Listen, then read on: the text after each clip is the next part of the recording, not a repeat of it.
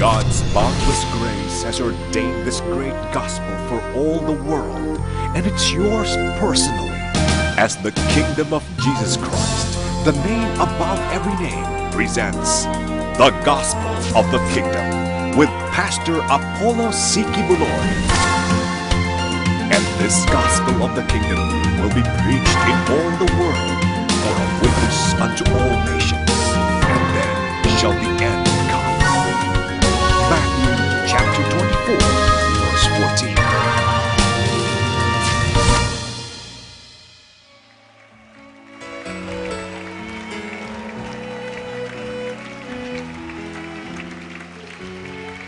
Hallelujah, hallelujah. Purihin ka, Ama.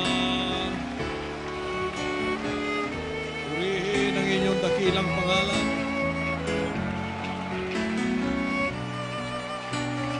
Hallelujah, hallelujah.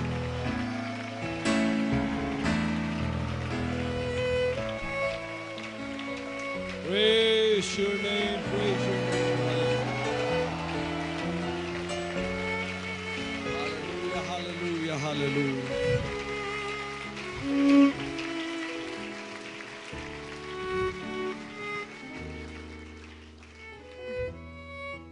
Dakilang Diyos, sa manaming makapangyarihan, salamat po sa gabing ito na inyong ipinagkaloob sa bawat isa sa amin upang kayo sa muli ay aming sambahin sa Espiritu at sa katotohanan. Salamat po, Ama, sa pagkakataon na kami ay muling makikinig ng inyong mga banal na salita, mga mana ng kapahayagan sa bawat isa na ngayon ay naririto at lahat ng mga nasa sa kanilang mga telebisyon na sinasamahan po ako sa buong sanlibutan. Pagpalain po ninyo ang bawat puso, bawat isip na ito ay magkaroon ng bukas na pagtanggap ng mga salita ninyong mahalaga na nagmumula sa inyo para po sa kanilang buong kaligtasan. At anuman po ang lahat ng ipahahayag ngayong gabing ito ay mga kapahayagang nagmumula sa inyong wala pong ibang layunin kundi mabuksan at maging kaliwanagan sa kanilang mga kaluluwa upang kanila pong matalastas ang inyong dakilang pag-ibig na ang bawat isa ay hindi nyo papayagang pupunta sa kapahamakan, ngunit ang bawat isa sa kanila ay inyong ibinigay ang inyong buhay para sa kanila pong buong kaligtasan. Kaya pagpalain po ninyo ang mga salita ninyo sa gabing ito, Ama, sa lahat ng mga nanonood, nakikinig, nasa kanilang mga internet, nasa satellite TV, through Globecast, nasa kanilang mga radyo, at sa lahat ng sa unang pagkakataon ay nanonood at nakikinig sa programang ito. Pagpalain po ninyo ang bawat puso at isip ngayon noong mga naghahanap ng buong kaligtasan. Ito na ang kanilang pagkakataon upang kanilang matunghayan ang lahat ng mga layunin ninyo sa kanilang buhay. At ito ay ang kanilang kaligtasan. Ganon din naman, Ama, akin pong idinadalangin ang lahat ng mga may mga kahilingan at may mga prayer request sa gabing ito. Ano man po ang kanilang mga daing, mga dalangin, ipagkaloob po ninyo ayon sa inyong pangako ng lahat ng humihiling ay bibigyan, ng lahat ng humahanap makakatagpo, lahat ng kumakatok, ito ay mabubuksan sa kanila. Malayan po ninyo lahat ngayon ang kanilang mga kahilingang ito. Yung may mga karamdaman, gagaling kayo.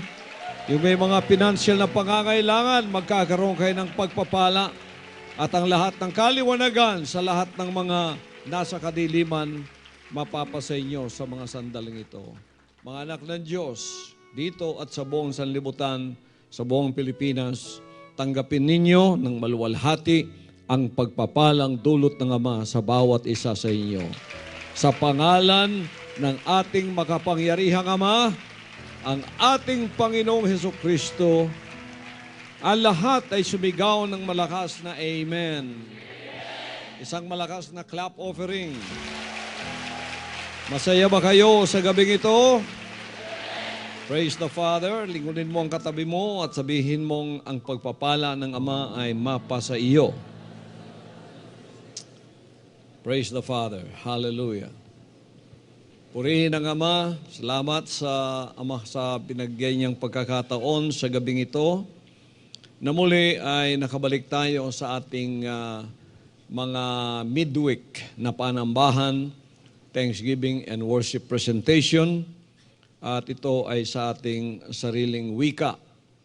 Isang mahalagang kapahayagan ang gusto kong ibigay sa inyo sa mga sandaling ito, at ito ay napakahalaga sapagkat napakarami ng mga text messages na tinatanggap ko o mga emails na nagtatanong sa bagay na ito. At gusto ko sa malawakang pamamaraan ay masagot ito at binigyan tayong pagkakataon na sa gabing ito ay ang isa sa mga gabi na tatalakayin natin ang bagay na ito. Ito ay isang tanong na pinadala sa atin sa matagal ng panahon at sa maraming beses. Maliligtas ba daw ang tao kung naniniwala na si Jesucristo ay tao lamang? Siguro nagpadala nito, mga kaibigan at mga kapatid, ay mga taga-subaybay natin na nandoon sa ganoong paniniwala. Kaya't huwag po kayong magkakamali sa pag-iisip na ang ating paglilingkod dito ay paninira sa ibang mga pananampalataya. Wala po tayong pagnanasa o layunin na gano'n ang gawin. Ang layunin ng ministry ng Hinirang na Anak ay ipahayag ang buong katotohanan. Ipahayag ang buong katotohanan para sa kaliwanagan ng taong naghahanap ng buong katotohanan. At marahil ito na yung pagkakataon na hinihiling ng iba o kaya sa awa ng Ama at sa kanyang pag-ibig nakita ang hinaing ng isang kaluluwang sincero na naghahanap ng katotohanan ngunit bahagi lamang ang naibigay sa kanya. Huwag po kayong magalala, mga kapatid at mga kaibigan, sapagkat hindi kayo kinakalimutan ng Ama. Kaya't siya'y pumunta rito bilang the begotten Son upang ialay ang kanyang buhay at upang ang lahat tayo ay magtamo ng buong kaligtasan ito, although medyo matagal-tagal na panahon na ito ay hindi napa sa atin. Ngunit, yan ang dahilan kung bakit mayroon siyang hinirang na anak na magsasalita ng katotohanan na walang pinapanigan at walang kinatatakutan. At ito po ang isa sa mga bagay na dapat na malaman ninyo. Ang ating bang Panginoong Hesukristo bilang the begotten Son na sa Gentile setting ay ang ating makapangyarihang Ama. Siya nga ba ay tao lamang nung siya ay pumunta dito sa sanlibutan ito? Tao lamang ba siya tulad ng ibang paniniwala? Yung nagsasabing siya ay tao lamang, ang ibig nilang sabihin, katulad siya natin sa pagkatao. Tulad ko, tulad ninyo, ama ninyo tao, ang nanay ninyo tao. Ina ninyo, ama ninyo, both sa kanila tao. Si Jesucristo, ganito ba ang kanyang kalagayan sa kanyang pagkatao? Titingnan natin mga kapatid sa pamamagitan ng mga salita ng Diyos na kung ganito ang inyong paniniwala, ay kalahating katotohanan ang inyong nalalaman. Ngunit yung pagkasabing tao lamang siya, yun po ang malaking pagkakamali. Sapagkat pag sinabi natin ganon, ay tinatakpan natin ang katotohanan ng aking ipahahayag sa inyo sa gabing ito tulad ng Juan Kapitulo 1, versikulo 1, Juan 1:14, yung Mateo Kapitulo 1, 18 hanggang 21, unang Korinto 3:16, at ang unang Juan, Kapitulo 1, 1 hanggang 2. Ito po ang mga katotohanang inyong tinatakpan o inyong hindi nalalaman. At hindi lamang yon, kundi pag nagpanatili tayo sa paniniwalang si Panginoong Hesukristo ay tao lamang, ay diretsahang sinasalungat natin ang mga salitang ito sa mga banal na aklat na aking binanggit sa inyo. At pagdating sa kahatulan, paanong makakatayo ang iyong pananampalataya kung ang lahat ng sinabi mo o pinaniniwalaan mo ay naging salungat sa mga sinasabi niya?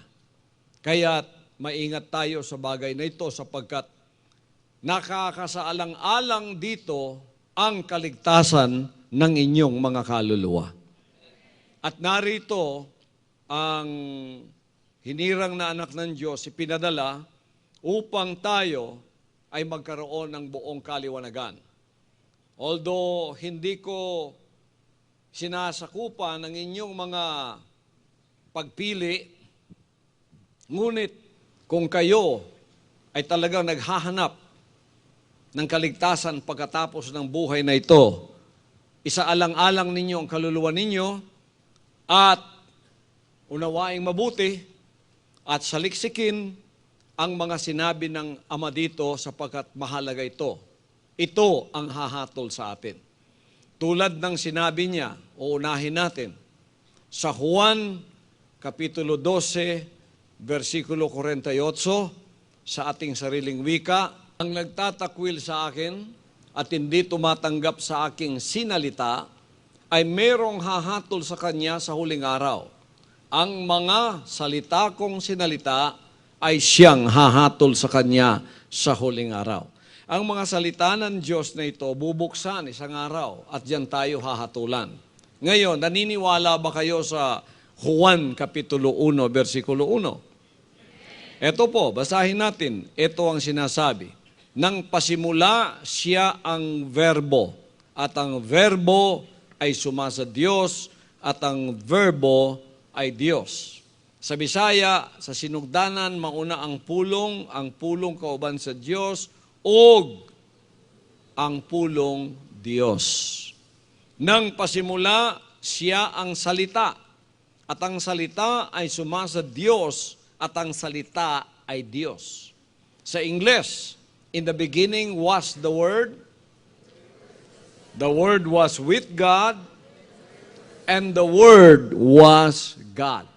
There is a subject, there is a predicate, and the conclusion is, the Word was God. Ang verbo o ang salita o ang pulong sa Bisaya ay Diyos. Tanggap ba ninyo yung katotohanan na yon? Tanggap ba ninyo ang Juan 1:1 na ang verbo ay Diyos? Sa English, the Word was God. Tanggap ba ninyo yon?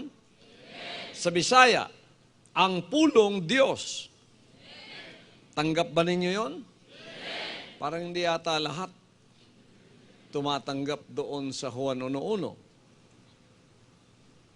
Masdan natin, hindi lamang pakinggan, masdan natin. Sino ang naniniwala sa Juan 1:1 na ang verbo ay Diyos? Itaas ang kamay. Yan, mas maliwanag. So walang isang sumasalungat dito, kundi ang lahat ay naniniwalang ito ay katotohanan. Ngayon, mga kapatid, ang verbo na walang iba kundi ang Diyos, anong nangyari sa Kanya? Ito ang pangalawang katotohanan na dapat nating malaman. Juan 1:14. At nagkatawang tao ang verbo. Lahat kayo. At nagkatawang tao ang verbo.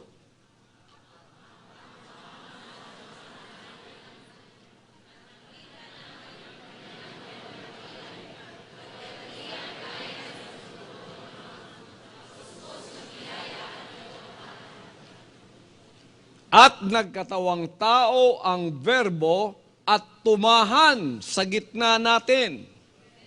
Saan siya tumahan? Anong nangyari sa verbo? Nagkatawang tao ang verbo at tumahan siya sa gitna natin. Hindi siya tao lamang. Nagkatawang tao lamang siya. So, nung hindi pa siya nagkatawang tao, ano siya? Verbo. At ano ang verbo? Ang Diyos. At tumahan sa gitna natin at nakita namin ang kanyang kaluwalhatian. Kaluwalhatian gaya ng sabugtong ng Ama na puspos ng biyaya at katotohanan. Ngayon, ang Word of God, yung Word, pagka nanatili siyang Word, naririnig lamang siya, di ba? Pagka nanatili siyang Word, naririnig lamang siya. Ngunit, nagkatawang tao siya, kaya't nakikita na natin siya. Ang tawag sa kanya, hindi na Word of God. Anong tawag sa kanya? Son of God. Kasi may katawan na, dumaan na sa sinapupunan ng isang babae. Kaya't ang tawag sa kanya ay Son of God. Ang ibig sabihin, ang berbong nagkatawang tao na ihayag na't nakikita na. Hindi lang siya naririnig, nakikita pa siya. So, ang panimula ng pagkakamali sa pagtuturong siya ay tao lamang, ito ay ang pagsasaalang-alang na ang ating Panginoong Jesucristo sa kanilang paniniwala ay tao lamang. Kung magkagayon, pasisinungalingan natin ang sumusunod na naman ng mga talata ng Mateo Kapitulo 1, versikulo 18. At ito naman ang kanyang sinasabi. Lahat kayo gusto kong basahin ninyo ito para maliwanag.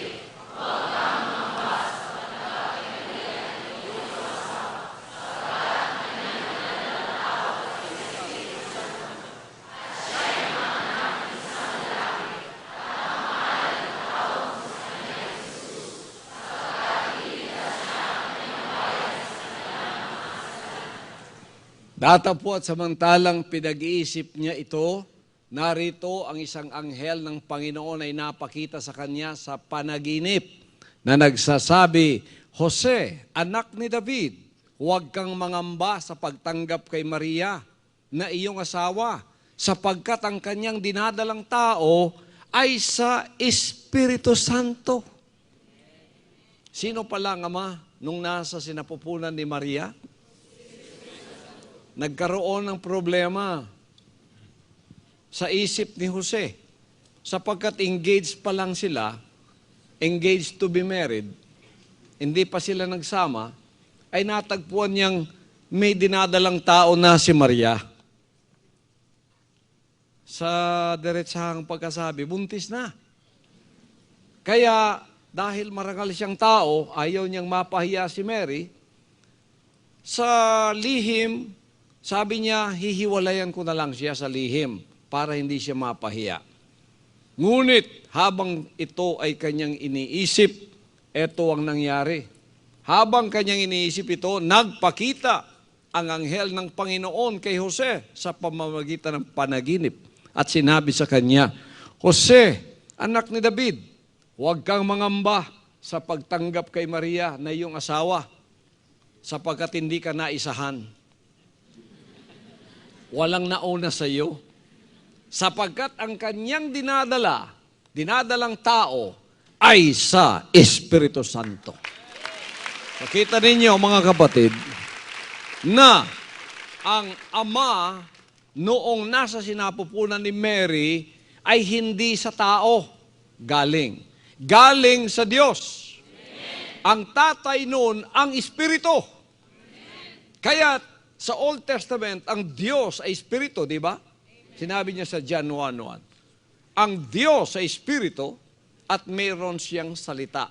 Kaya ang Espiritu hindi mo nakikita, naririnig mo lang. Pagka nagsalita ang Espiritu, naririnig mo, hindi mo nakikita. So, yan ang essence of God. Yan ang kabuuan ng Diyos. O yun ang katunayan kung ano ang Diyos. Espiritu, may salita. Sa New Testament, ang Espiritu ay naging tatay. Naging ama. So, ang pangalan ng ama ng Espiritu ngayon sa New Testament, Ama. At ang pangalan ng kanyang salita na nagkatawang tao ay Son of God o anak ng Diyos.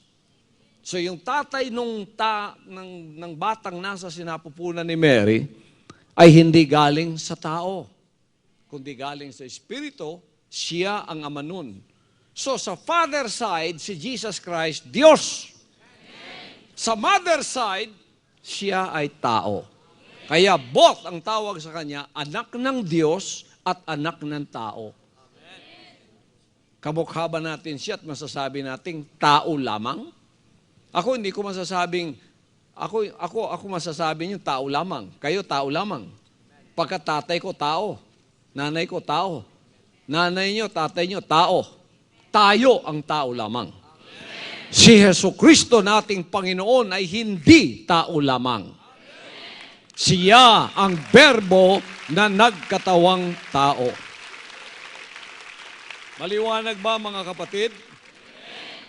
Ito ang sinasabi ng mga kasulatang ito. So, kung tinatanggap mo o pinaniniwalaan mong siya ay tao lamang, ang ibig sabihin, sinasalungat mo ang sinabi ng Mateo 1:18 hanggang 21. Ibig sabihin, hindi mo tinatanggap ang mga sinabi dito. Pag sinalungat mo yan at hindi mo tinanggap, pero ginagamit mo, humahawak ka ng Biblia, pinag-aaralan mo yan, dinadala mo ang pangalan ni Jesus Christ, pero hindi mo naman pinaniniwalaan, in fact, sinasalungat mo pa, ang ibig sabihin yan, mga kaibigan at mga kapatid, laban ka kay Kristo. Pag sinalungat mo ang mga salita niya at dinadala mo ang kanyang pangalan, ay ibig sabihin, laban ka kay Kristo. Anong tawag sa iyo? Antikristo. Ang ibig sabihin ng Antikristo, laban kay Kristo. So pag hindi mo tinanggap ang nangyari dito sa Mateo 1:18 hanggang 21, matatawag kang laban kay Kristo. Antikristo ang tawag sa iyo. Ay ibig ng Antikristo, laban kay Kristo. Tulad ba ng anti-TB? Anti-cancer. Di ba? Anong anti-cancer? Yung gamot na laban sa cancer. Ano ang anti-TB? Ang gamot na laban sa TB. Ano ang anti-Kristo? Paniniwalang laban kay Kristo. Bakit laban? Kasi hindi mo tinatanggap yun . Mahalaga ito at medyo delikado. Sapagkat kung nagkamali kayo, sabi niyo, paniniwala lang naman yan. Hindi po maaari yun. Sapagkat ang paniniwala mo, either ililigtas ka ng paniniwala mong yan, o kaya mapapahamak ka sa paniniwala mong yan. So kung si Jesus na ating Panginoon ay tao lamang, pinabubulaanan natin ang pagkakatawang tao ng Diyos na siyang hiwaga ng kabanalan o mystery of godliness. 1 Timothy 3:16. Basahin po natin lahat.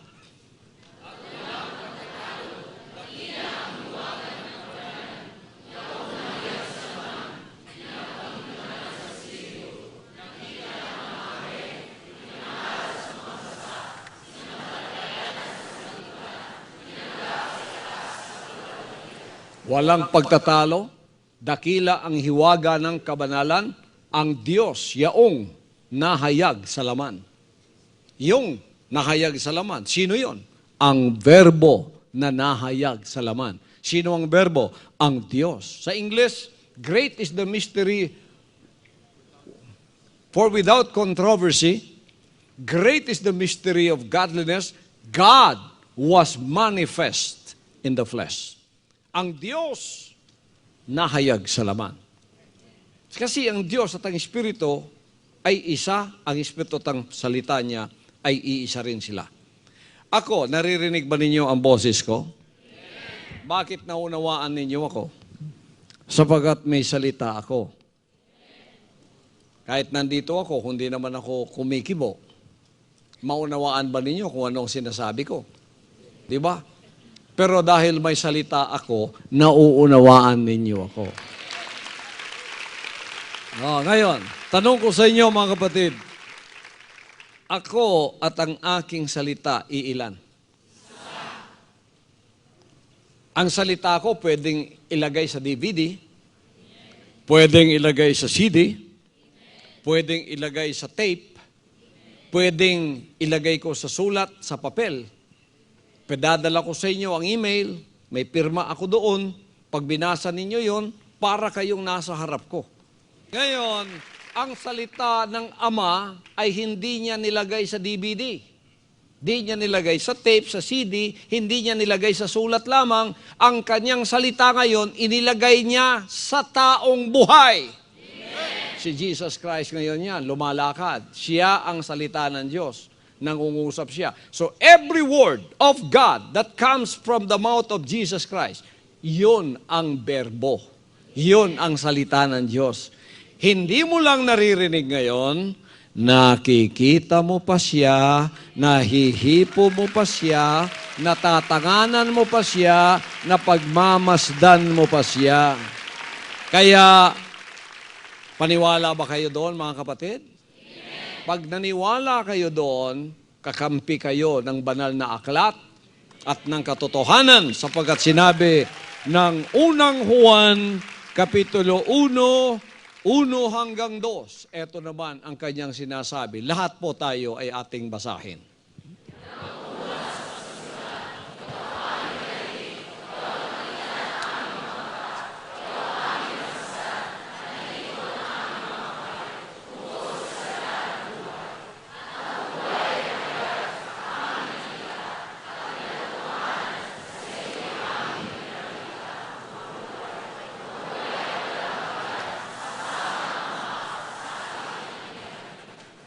Yaong buhat sa pasimula, ano yon? Sa simula ang berbo. Ang berbo yon. Yaong aming naririnig lang dahil wala pa siyang katawan noon. Ngayon, yaong nakita ng aming mga mata. Bakit? Juan 1:14, ang berbo ay nagkatawang tao. Okay? Yaong nakita ng aming mga mata, yaong aming namasdan. Kung salita lang, hindi nyo makikita, hindi nyo mamamasdan, maririnig lang ninyo. At nahipo ng aming mga kamay. Nahipo. Kasi katawan na siya. Pwede mo nang hawakan eh. Habang naglalakad si Jesus Christ, pwede mo nang tanganan eh. Pwede mo nang ganunin eh. Maskulado pala.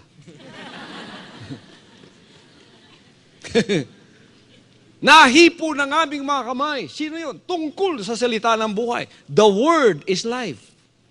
At ang buhay ay nahayag. This is the Word, ang berbo, nahayag. At aming nakita at pinatotohanan at sa inyo'y aming ibinabalita ang buhay na walang hanggan, na kasama ng Ama at sa atin ay nahayag. Sino kasama ng Ama? The Word was with God. Ang berbo ay kasama ng Diyos. At ang berbo ay ang Diyos. Ako at ang aking salita, ilan kami?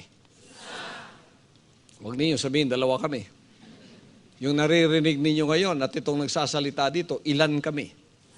Ang diferensya ko lang sa Diyos, Espiritu siya, pag nagsalita siya, hindi mo siya nakikita. Ako, pag nagsalita ako, swerte kayo. Kasi nakikita ninyo ako, naririnig pa ninyo ako. Hallelujah. Anyway, uunawaan nating mabuti ang mga bagay na ito at napakaliwanag, di ba? Paano mong sasalungatin ang mga bagay na yan na napakaliwanag? Pagka sinalungat mo ang mga bagay na ito na napakaliwanag, na kahit na ang isang musmus na bata ay maaari niyang maunawaan o maintindihan, ang IQ mo, siguro below 10 ka na.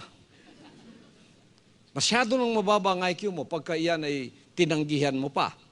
Oh. Ano ang mangyayari kung mananatili ka sa huwad na paniniwalang ito na si Jesus Christ ay tao lamang? Hindi siya ang berbo. Kung sinasabi mong tao lamang, ibig sabihin, hindi siya ang berbong nagkatawang tao. Hindi siya yung nahayag sa laman.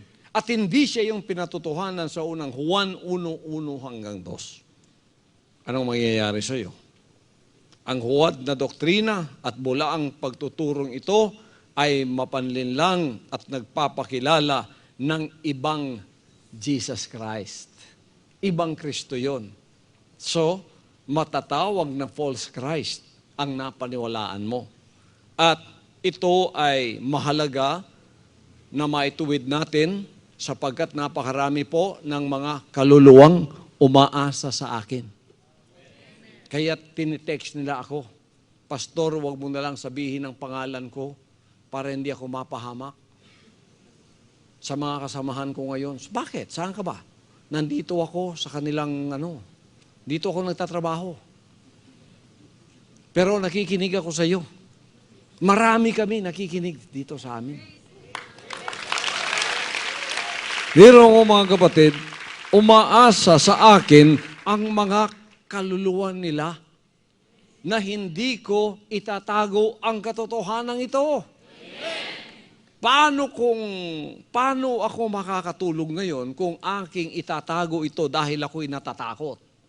Kaya ginawa kong anak ng Diyos sapagkat sa aking pangangaral, sinasabi ko na sa inyo, wala tayong kinikilingan at wala tayong kinatatakutan, kundi ang amang makapangyarihan lamang.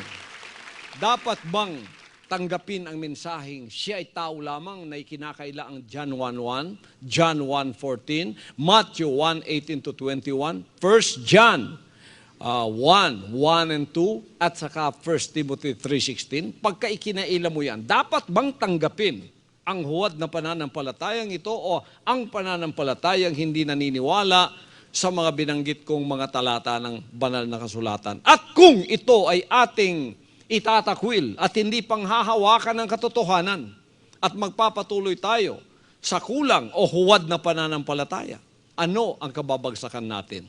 Sinasabi ng pangalawang Juan 1:9 hanggang 11. Ito naman ang kanyang sinasabi, lahat po tayo.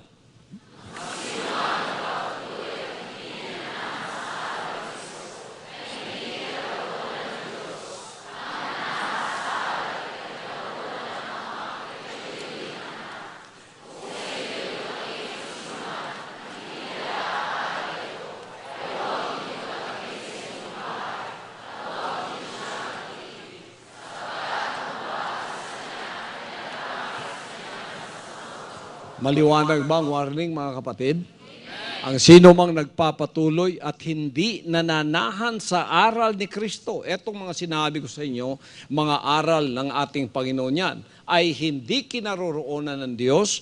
Ang nananahan sa aral ay kinaroroonan ng Ama at gayon din ng Anak. Sino sa inyo ang gustong manatili at manahan sa John 1:1, John 1:14, 1:18 ng Mateo, 1 Timothy 3:16, 1 John chapter 1 verses 1 and 2? Sino ang gustong manahan doon? Taas ang kamay. Mapapa sa inyo ang Diyos, mga kapatid. Magkakaroon kayo ng relasyon sa Ama at sa Anak. Kung sa inyo'y dumating ang sinuman at hindi dala ang aral na ito, ay huwag ninyong tanggapin sa inyong bahay at huwag ninyo siyang batiin, sapagkat ang bumabati sa kanya ay nararamay sa kanyang masasamang gawa. Ayan, maliwanag, sapagkat napakahalaga ng pangalawang Juan 1:9 hanggang 11, na kung sino man ang dumating sa atin at hindi dala ang aral na ito, ay huwag nating tanggapin sapagkat madadamay tayo sa kanyang mga masasamang gawa. Dapat bang tanggapin ang mensaheng si Jesucristo ay tao lamang? Hindi, sapagkat ito'y salungat sa John 1:1. Ito'y salungat sa John 1:14. Hindi ka naniniwalang ang Berbo ay nagkatawang tao. At si Jesucristo ay hindi tao lamang, kundi siya ang Berbo at sa pamamagitan ng pagiging Berbo niya, siya talaga ang Diyos. Kaya noong naghahanap, si Felipe, hindi niya naunawaan kasi ang Father and Son eh. Hindi nila naunawaan ang essence of God o yung katunayan kung ano ang Diyos. Kaya tumatawag sa kanyang pagkatao si Jesus Christ ng Ama. Hindi naunawan ni Felipe yun. Kaya tinanong niya, sabi niya, Panginoon, ipakita mo sa amin ng Ama at ito ay sapat na sa amin. Anong sagot ni Jesus Christ? Sabi niya sa ating Panginoon, ipakita mo sa amin ng Ama at sapat na sa amin yon. Sinagot siya ng ating Panginoon at sinabing, Felipe, katagal na kitang kasama, hindi mo pa pala ako kilala? Ang nakakita sa akin, nakakita na sa Ama. Paanong sasabihin mong ipakita mo sa amin ang Ama? Hindi mo baga nalalaman na ako ay nasa Ama at ang Ama nasa sa akin? Ang mga salitang sinasabi ko sa inyo, hindi ko sinabi sa aking sarili, kundi sa Amang nananahan sa loob ko. Kita ninyo mga kapatid? Kasi yun nga ang essence of God. Ang Berbo at ang Espiritu, isa lang yon. So nakita mo na siya, narinig mo na siya, narinig mo na rin ang Ama. Yun ang ibig sabihin. Kaya ngayon, Jesus Christ can be both the Father in manifestation and the Son in manifestation. Both. Pwede niyang gawin yun. Kaya mahiwaga ang kanyang pagkatao. Sa Father side, Diyos siya. Sa Mother side naman, tao siya. Oh, mahirap bang gawin ng Diyos yun? Mahirap sa tao, sa Diyos walang bagay na mahirap. Ngayon, kung di natin tatanggapin na gayon nga, ang kalagayan niya sa pagkatao, anong mangyayari sa atin? Etong sinasabi ng Galatia, Kapitulo 1, 8 hanggang 9. Basahin po natin lahat.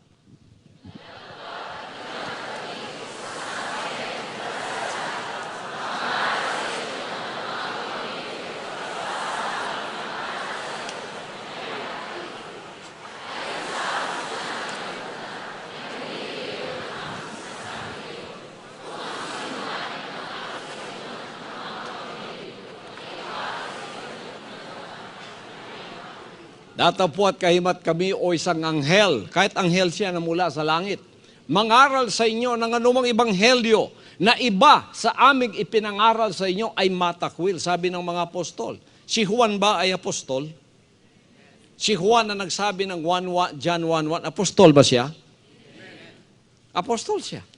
Sinabi niya, datapwat kahimat, kahit kami, o kahit anghel, bumaba sa langit, mangaral sa inyo ng anumang ebanghelyo na iba sa aming ipinangangaral sa inyo ay matakwil. Inuulit niya yan dahil mahalaga. Ayon sa aming sinabi ng una ay muling gayon ang aking sinasabi ngayon. Kung ang sinuman ay mangaral sa inyo ng anumang ebanghelyo na iba kaysa inyong tinanggap na ay matakwil. Tinanggap natin mula sa mga apostoles, si Juan ay isa sa mga apostol. Ang John 1:1, John 1:14, si Pablo ay isa sa mga apostol na sumulat sa 1 Timothy 3:16. Si Mateo ay isa sa mga apostol na sumulat sa Mateo 1:18 hanggang 21. At si Juan din naman ang umulit nito sa unang Juan, Kapitulo 1:1 hanggang 2. Itakwil ang sinabi ng banal na aklat mula sa mga apostol. Kaya narito tayo kompleto ang ating mga pahiwatig mula sa Kanya. Mahalaga ito sapagkat inulit na kung tatanggap tayo ng iba na kaysa sa kanilang ipinangaral na, delikado ang kaluluwa natin yan. Sabi ng pangalawang Juan 1:7, ito ang ating mababasa. Lahat po tayo.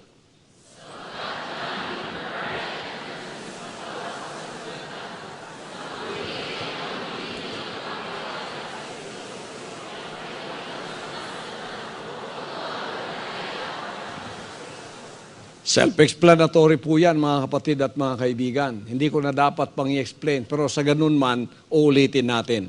Sapagkat maraming magdaraya na nagsisilitaw sa sanglibutan. sa makatuwid, sino?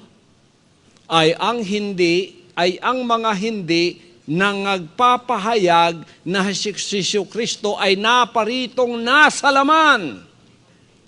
Kung sinasabi mong tao lamang siya, hindi mo pinapahayag na naparito lang siya sa laman. So, kinakailan mo talaga yung berbo ay nagkatawang tao. Hindi mo pinapahayag na si Kristo ay naparito sa laman.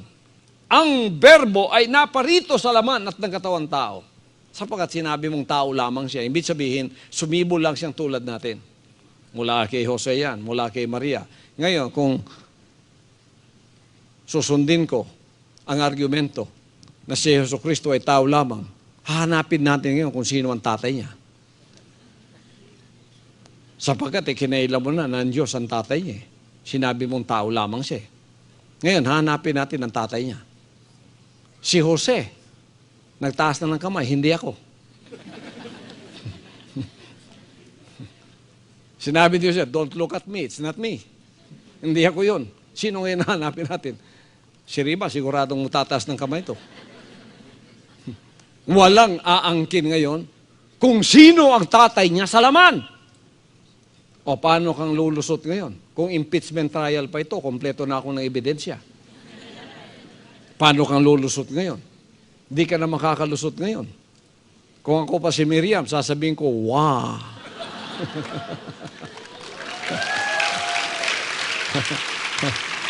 Ibig sabihin, kay lusot. Kung hindi mo ipinapahayag na si Jesucristo ay napariritong nasa laman, ito ang magdaraya at ang Antikristo. Hindi ako nagsabi no, huwag kayo magalit sa akin. Pag hindi mo pinaniwalaan ang John 1:1, John 1:14, Matthew 1:18-21, 1 Timothy 3:16, 1 John chapter 1 verses 1 and 2, ikaw ay magdaraya at ikaw ang Antikristo. So hindi kita tatawaging katawan ni Kristo. Ang katawan ang ibig sabihin iglesia. Hindi kita tatawaging katawan ni Kristo o iglesia ni Kristo, kundi iglesia ka ni Antikristo. Delikado yun. Praise the Father. Mahalaga ito, mga kapatid, sapagkat nakasalang-alang ating mga kaluluwa dito. Kaya mahalagang ito ay ating matunghayan at makita. At sinasabi ng iba na, bakit ganyan ang ginagawa mo, pastor? Nasasaktan kami sa ginagawa mo. Maganda yung masaktan kayo. Ang ibig sabihin nun, nasa kamalian kayo. Pag nasaktan kayo, hindi personal na pagkasakit yun. Yun ay isang espiritual na paggising sa inyo upang kayo ay makakita na nasa kamalian kayo. At dapat ituwid sapagkat ang kaluluwa ninyo ang nakasaalang-alang sa mga bagay na ito. Ano naman mga kapatid ang sinabi ng unang Juan Kapitulo 2, versikulo 22 hanggang 23? Basahin po natin tayong lahat.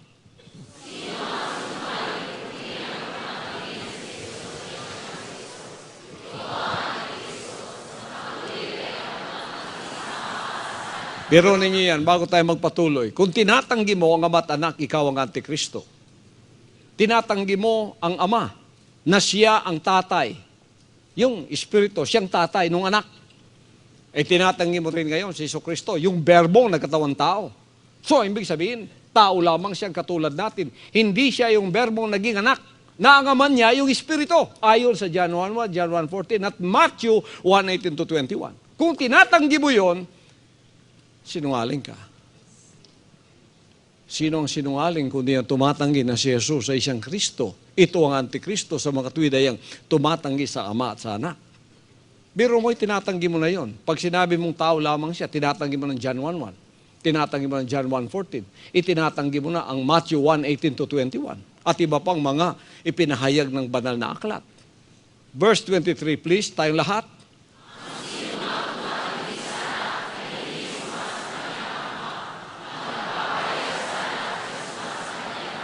Ang sino mang tumatanggi sa anak, hindi ka naniwala ang berbo ay nakatawang tao, ay hindi sumasa kanya ang ama. Sabi ng ama, bakit? Sino ka ba? Bakit kinakailan mo na anak ko yan? Bakit? Sino ba tatay niya? Hanapin mo kung sino. Kinakailan mo ang ama. na siyang espiritu, na siyang tatay nung berbong nagkatawang tao. So kinakaila mo ang ama at kinakaila mo rin ang anak. Hindi ka rin tatanggapin ng ama. Hindi sa iyo ang ama. Wala sa iyo ang ama, wala sa iyo ang anak. Saan ka? Saan ka papunta niyan? Pag namatay ka, saan ka pupunta? Kakatok ka doon sa langit. May magbubukas ba sa iyo? Walang magbubukas sa iyo. Sapagkat sinalungat mo ang kalooban ng ama. Hindi mo pinaniwalaan na ito ay dakila niyang kalooban. At ito ay ang kanyang katotohanan. So napakalaga po nito mga kapatid at mga kaibigan, lalo na doon sa mga kapatiran at mga kaibigan ko na sumusubaybay sa pananampalataya natin o sa mga pag-aaral na ito o sa ministry ng hinirang na anak, lalo na roon sa maraming nagtitext sa akin na nakulong sa mga pamamagitan ng mga pananampalatayang ganitong hindi lang kulang, kundi talagang nagtatakwil ng katotohanan. Kayo po ay naririyan ngayon, marahil nanonood at nakikinig sa aking programa ngayon o sa panambahang ito.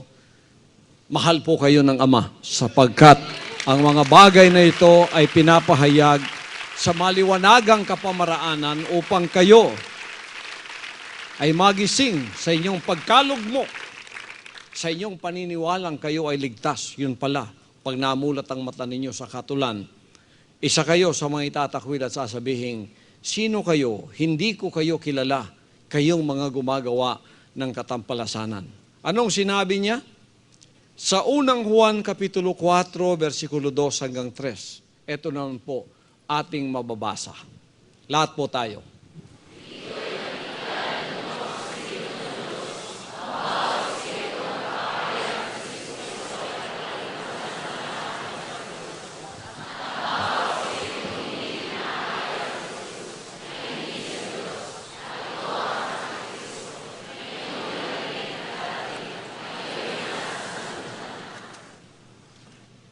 Dito'y nakikilala ninyo ang Espiritu ng Diyos.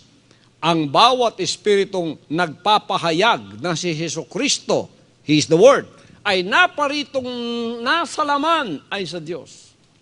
Kita ninyo? Napahayag siya sa laman. Hindi siya tao lamang, kundi nagpahayag siya at naging laman at naging tao. Sa Diyos yun. Naniniwala ba kayo? Amen. Na siya ang berbong nagkatawang tao? Sa Diyos kayo, kasama ko kayo. At ang bawat espiritong hindi ipinahahayag si Jesus ay hindi sa Diyos. At ito ang Antikristo na inyong narinig na darating at ngayoy nasa sanglibutan na. Masakit man po pakinggan, pero yan ay nakasulat na. Doon po, nung isinusulat itong banal na aklat, mga 2,000 years ago, marami na ang mga naniniwala at ipinipilit ang kanilang paniniwalang si Jesucristo ay tao lamang. Yan ay ang espiritu ni Lucifer, ni Satanas, na pinaniniwala sa atin at alam ninyo, mamamatay na yung mga katawang naniniwala dito 2,000 years ago, pero yung espiritong yon lilipat at maghahanap ng mga katawang malilipatan. Ngayon, naririto ngayon sa ating kalagitnaan yan. At huwag kayong magkamali sapagkat ang mga banal na aklat, mga banal na kasulatan, kahit 2,000 years ago, naisulat na yan, buhay yan hanggang ngayon sa ating kapanahunan. Hallelujah! Hallelujah! Tingnan ninyo, ang mga emperador, silang lahat ay nangamatay sapagkat sila ay tao lamang. Pero si Jesus Christ na pinaniniwalaan lang tao lamang, napatay nga siya sa kanyang mother side bilang isang anak ng tao. Ngunit pangatlong araw sa kanyang pagiging anak ng Diyos sa father side, binangon niya ang kanyang sarili. Magagawa ba ng tao lamang ang bagay na yan? Na pangatlong araw, siya ay lubisan mula sa mga patay at siya ay nabuhay na maguli. Sa kanyang pagiging Diyos yun, ginawa niya. Kaya kayong lahat na kasama ko, ang ating amang makapangyarihan sa mga panahong ito, ang ating Panginoong Jesucristo, gumawa ng paraan at siya ay nag-produce ng anak na isa upang sa pamamagitan ng isang hinirang na anak na sa kanya, makukompleto ang buong kaligtasan at kapahayagan, magmumula naman sa Kanya ang maraming mga anak na ipahahayag sa sanlibutan sa pamamagitan ng Kanya ring kapahayagan. So, gagamit muna siya ng isa, ako yun. Tapos, 6 na taon sa 2 bundok, ako'y ginawa niyang anak. Ano ako ngayon? Sa mother side, father side, ako'y tao. Pero meron akong espiritu eh. Nung hindi pa ako ipinanganak sa espiritu ng Ama, hindi ko alam ang tatay ko si Satanas. Kayong lahat, tayong lahat na naipanganak sa laman, ang tatay natin, hindi natin alam si Satanas sa espiritu. Kaya sinabi niya sa John 3:5, kailangan kayong ipanganak na muli sa espiritu. Tubig at espiritu, ipanganak kang muli. Kasi ang tatay natin sa espiritu noon, si Satanas. Kaya kailangan mawala siya, ipanganak tayong muli, espiritu na ng Diyos at pagsusunod na sa kanyang salita ang ating matatanggap. So, sa Gentile setting, ako ang unang ipinanganak sa espiritu. Nanay ko, tatay ko, sa aking pagkatao, tao ako. Pure, tao lamang ako. Espiritu ko, tanungin ninyo. Tatay ko sa espiritu, hindi na si Satanas. Sino na? Si Jesus Christ. Kaya meron na akong espiritu ng pagsusunod sa kanyang dakilang kalooban. Pagka naipanganak ka sa espiritu ng Diyos, ano ang espiritong mapapa sa iyo? Isang espiritong magbibigay sa iyo ng buhay na susunod at susunod at susunod sa kalooban ng Ama sapagkat ang espiritu yun galing sa Kanya. Yun ang magiging ugali mo, yun ang magiging buhay mo, yun ang magiging espiritu mo na kahit anuhin mo pa. Susunod at susunod ka sa Kanyang kalooban. Tingnan niyo, nung ang tatay ninyo si Satanas, hindi niyo alam yun. Kaya meron kayong tinatawag na human will. Yung human will na yon, gagawa ng kanyang kalooban sapagkat siya naging Diyos sa loob natin. Pinalit niya tayo sa Diyos at tayo naging Diyos sa sarili natin na kung ano ang gusto natin gawin, ginagawa natin. Kala natin natural lang yon. Sa spiritual na buhay, yun ang tinatawag na serpent seed o binhi ng ahas. Iyon ang buhay ng kasalanan at ng kapahamakan. Pagka'y pinanganak kang muli, mamamatay yon. Espiritong sumusuway. Kaya pagka nagsisi ka, sasabihin mo, I repent. Paano ka magre-repent? Sasabihin mo, Ama, isusuko ko po sa iyo ang aking kalooban. Ay hindi na ang gusto ko ngayon ang matutupad, ang kagustuhan mo na ang matutupad sa buhay ko. So, susunod ka na sa kagustuhan ng Diyos. Ngayon, mapopokus na ang iyong atensyon sa mga kagustuhan niya o sa kanyang kalooban o sa kanyang, sa English, will of God.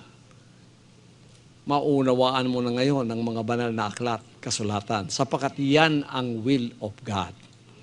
Ano ang number 1? Mahalin mo ang Diyos ng iyong buong puso, buong kaluluwa, ng buong lakas, ng buong espiritu, at mahalin mo ang iyong kapwa tulad ng pagmamahal mo sa iyong sarili.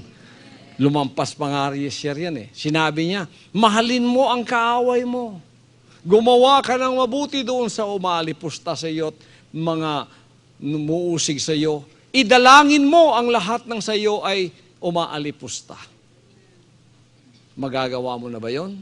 Magagawa mo na sapagkat meron ka ng bagong espiritu mula sa Ama na sumusunod lamang sa kanyang dakilang kalooban. Ngayon, ikaw at ang Diyos ay kaisa na. Anong gusto ng Diyos, siya rin gusto mo. Ano ang ayaw ng Diyos, siya rin ang ayaw mo. Kaya't ikaw at ang Diyos ay iisa na. Katawan sa atin, espiritu sa Kanya. Sino ang tatay ninyo sa espiritu ngayon? Katulad ba ng tatay ko? Amen. So pag tinawag akong Son of God, ay ibig sabihin noon, sa espiritu yun, hindi sa laman. Amen. Tayo, pure tayong laman. Son of God tayo sa Espiritu. Daughters and sons of God sa Espiritu ng pagsusunod. Kaya't mahal tayo ng Ama sa relationship natin, father and son, father and daughter. Nanagumpay na ba kayo? Amen. Ang lahat ng nanagumpay, purihin natin siya. Praise the Father. At salamat sa kapahayaging ito, sa mga sandaling ito, na kahit sa mga sandaling panahon lang, naipahayag natin at alam kong ito ay tumimo sa puso ng bawat isa sa inyo. Kung meron po kayong katanungan, kung meron kayong mga text messages o comments, ipadala lamang ninyo sa akin sa mga numbers na ka-flash sa inyong screen, saan man po kayo lupalop ng Pilipinas o buong sanlibutan, naunawaan ninyo ang mensaheng ito. Alam ko napakaraming Pilipino nagkalat sa buong sanlibutan. Naaabot kayo, saan man kayo, punta kayo sa website, naririyan, o kaya sa mga numbers na naka-flash dyan, tumawag kayo, mag-email kayo, sapagkat interesado akong malaman na ang pag-ibig ng Ama ay umabot hanggang dyan sa inyong kinalalagyan. Mahal kayo ng ating buhay na Ama. Pagpalain kayong lahat sa gabing ito. Praise the Father. Tumayo po tayo at palakpakan natin ang ating buhay na Ama. Praise the Father. Hallelujah. Praise His name, praise His name.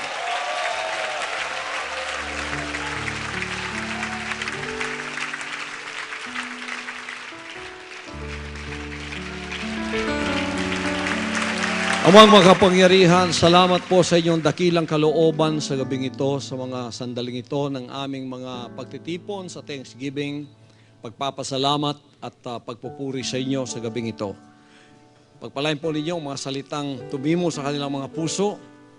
Ilagay po ninyo ang selyo ninyo dito upang hindi na muling nakawin ng diablo, ng kaaway, ang mga kaalaman at karunungan sa Espiritong aming tinanggap sa gabing ito.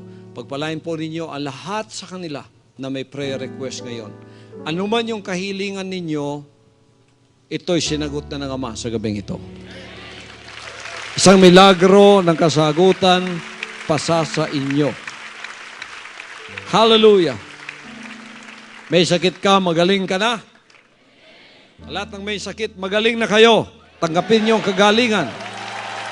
Yung may mga financial na problema, sagot na ng Ama yan. At ang kaliwanagan at ang kaligtasan, bibisita sa inyong mga pamamahay at sa inyong mga mahal sa buhay. In the Father's almighty name, our Lord Jesus Christ. Ang lahat ay magsabing Amen.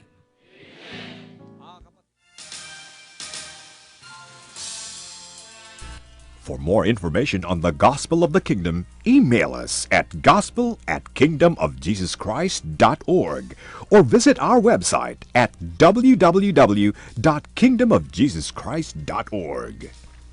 Thank you for watching Gospel of the Kingdom.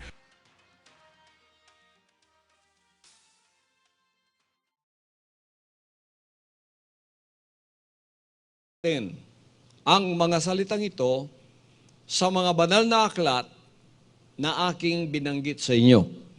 At pagdating sa kahatulan, paanong makakatayo ang iyong pananampalataya kung ang lahat ng sinabi mo o pinaniniwalaan mo ay naging salungat sa mga sinasabi niya. Kaya maingat tayo sa bagay na ito sapagkat nakakasaalang-alang dito ang kaligtasan ng inyong mga kaluluwa. At narito ang hinirang na anak ng Diyos, ipinadala upang tayo ay magkaroon ng buong kaliwanagan. Although hindi ko sinasakupan ng inyong mga pagpili, ngunit kung kayo ay talagang naghahanap ng kaligtasan pagkatapos ng buhay na ito, isaalang-alang ninyo ang kaluluwa ninyo at unawaing mabuti at saliksikin ang mga sinabi ng Ama dito sapagkat mahalaga ito. ito ang hahatol sa atin. Tulad ng sinabi niya, uunahin natin, sa Juan, Kapitulo 12, versikulo 48, sa ating sariling wika, ang nagtatakwil sa akin at hindi tumatanggap sa aking sinalita, ay merong hahatol sa kanya sa huling araw. Ang mga salita kong sinalita ay siyang hahatol sa kanya sa huling araw. Ang mga salita ng Diyos na ito bubuksan isang araw at diyan tayo hahatulan. Ngayon, naniniwala ba kayo sa Juan Kapitulo 1, versikulo 1? Ito po, basahin natin. Ito ang sinasabi. Nang pasimula siya ang verbo, at ang verbo ay sumasa Diyos, at ang verbo ay Diyos. Sa Bisaya, sa sinugdanan, mauna ang pulong kauban sa Diyos, og ang pulong Diyos. Nang pasimula, siya ang salita, at ang salita ay sumasa Diyos, at ang salita ay Diyos. Sa Ingles, in the beginning was the Word was with God, and the Word was God. There is a subject, there is a predicate, and the conclusion is, the Word was God. Ang verbo o ang salita o ang pulong sa Bisaya ay Diyos. Tanggap ba ninyo yung katotohanan na yon? Tanggap ba ninyo ang Juan 1:1 na ang verbo ay Diyos? Sa English, the Word was God. Tanggap ba ninyo yon? Sa Bisaya, ang pulong Diyos. Tanggap ba ninyo yon? Parang hindi yata lahat tumatanggap doon sa Juan 1:1. Masdan natin, hindi lamang pakinggan, masdan natin. Sino ang naniniwala sa Juan 1:1 na ang verbo ay Diyos? Itaas ang kamay. Yan, mas maliwanag. So walang isang sumasalungat dito, kundi ang lahat ay naniniwalang ito ay katotohanan. Ngayon, mga kapatid, ang verbo na walang iba kundi ang Diyos, anong nangyari sa Kanya? Ito ang pangalawang katotohanan na dapat nating malaman. Juan 1:14. At nagkatawang tao ang verbo. Lahat kayo. At nagkatawang tao ang verbo.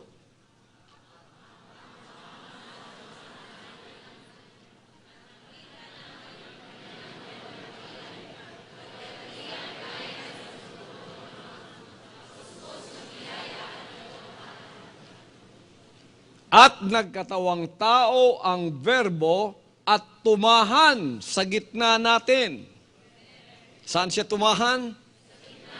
Anong nangyari sa verbo? Nagkatawang tao ang verbo at tumahan siya sa gitna natin. Hindi siya tao lamang. Nagkatawang tao lamang siya. So, nung hindi pa siya nagkatawang tao, ano siya? Verbo. At ano ang verbo? Ang Diyos. At tumahan sa gitna natin at nakita namin ang kanyang kaluwalhatian. Kaluwalhatian gaya ng sabugtong ng Ama na puspos ng biyaya at katotohanan. Ngayon, ang Word of God, yung Word, pagka nanatili siyang Word, naririnig lamang siya, di ba? Pagka nanatili siyang Word, naririnig lamang siya. Ngunit, nagkatawang tao siya, kaya't nakikita na natin siya. Ang tawag sa Kanya, hindi na Word of God. Anong tawag sa Kanya? Son of God. Kasi may katawan na, dumaan na sa sinapupunan ng isang babae. Kaya't ang tawag sa Kanya ay Son of God. Ang ibig sabihin, ang berbong nagkatawang tao na ihayag na't nakikita na. Hindi lang siya naririnig, nakikita pa siya. So, ang panimula ng pagkakamali sa pagtuturong siya ay tao lamang,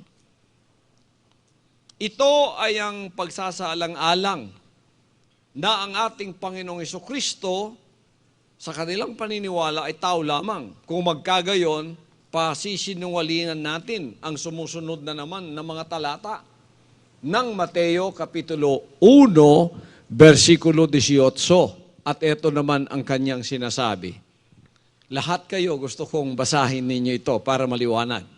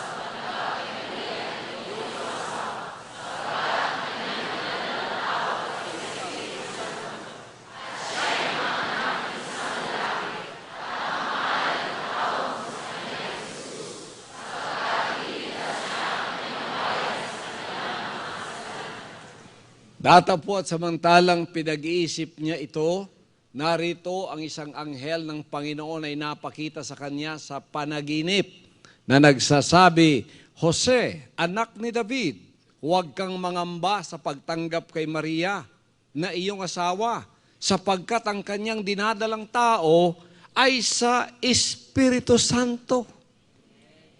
Sino pala ang ama nung nasa sinapupunan ni Maria? Nagkaroon ng problema sa isip ni Jose sapagkat engaged pa lang sila, engaged to be married, hindi pa sila nagsama, ay natagpuan niyang may dinadalang tao na si Maria. Sa diretsahang pagkasabi, buntis na. Kaya dahil marangal siyang tao, ayaw niyang mapahiya si Mary, sa lihim, sabi niya, hihiwalayan ko na lang siya sa lihim para hindi siya mapahiya.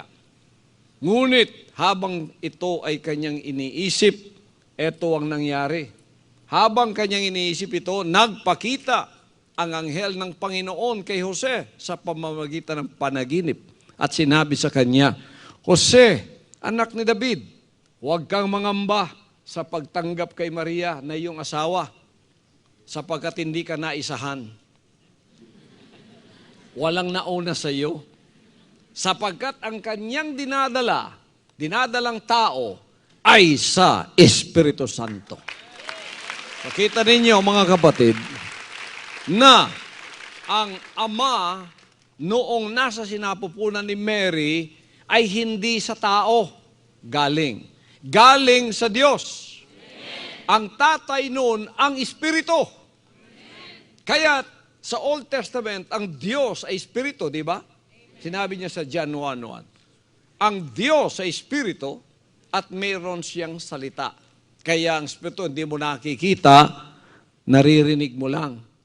Pagka nagsalita ang Espiritu, naririnig mo, hindi mo nakikita. So, yan ang essence of God. Yan ang kabuuan ng Diyos. O yun ang katunayan kung ano ang Diyos. Espiritu, may salita. Sa New Testament, ang Espiritu ay naging tatay, naging ama. So, ang pangalan ng amaan ng Espiritu ngayon sa New Testament, Ama. At ang pangalan ng kanyang salita na nagkatawang tao na maituwid natin sapagkat napakarami po ng mga kaluluwang umaasa sa akin. Kaya tinitext nila ako, Pastor, huwag mo na lang sabihin ang pangalan ko para hindi ako mapahamak. Sa mga kasamahan ko ngayon, bakit? Saan ka ba?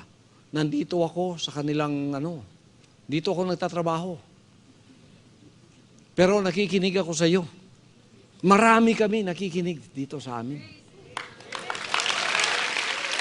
Pero mga kapatid, umaasa sa akin ang mga kaluluwa nila na hindi ko itatago ang katotohanan ito. Paano ako makakatulog ngayon kung aking itatago ito dahil ako'y natatakot?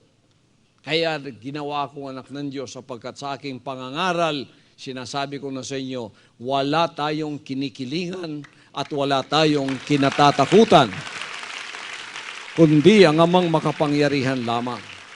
Dapat bang tanggapin ang mensaheng siya ay tao lamang na ikinakaila ang John 1:1, John 1:14, Matthew 1:18 to 21, 1 John 1:1 and 2, at saka 1 Timothy 3:16, pagka ikinaila mo yan, dapat bang tanggapin ang huwad na pananampalatayang ito o ang pananampalatayang hindi naniniwala sa mga binanggit kong mga talata ng banal na kasulatan? At kung ito ay ating itatakwil at hindi panghahawakan ng katotohanan at magpapatuloy tayo sa kulang o huwad na pananampalataya, ano ang kababagsakan natin? Sinasabi ng pangalawang Juan 1:9 hanggang 11. Ito naman ang kanyang sinasabi, lahat po tayo.